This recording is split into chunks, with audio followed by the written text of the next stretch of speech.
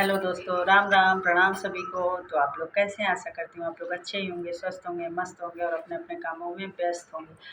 आप लोग को आज एक दहेज की छोटा सा 2 लाइन का सुनाने चल रही हूँ, तो सुनिएगा और कमेंट्स बॉक्स में बताइए कैसे लगता है। तो सुनिए। बेटी दिहनी काढ़ी के करजवा हो, बेटी दिहनी काढ़ी के करजवा हो, दहेजवा अब कलेम समधी जी। बेटी दिहनी काढ़ी के करजवा हो, दहेजवा अब कलेम समधी जी। पेट काट कराऊनी कॉलेजवा हो, पेट काटी कराऊनी कॉलेजवा हो, दहेजवा अब कलेम समधी जी। बेटी दिहनी काढ़ी के करजवा हो, दहेजवा अब कलेम समधी जी। तो आप लोग बताइएगा कैसे लगता है।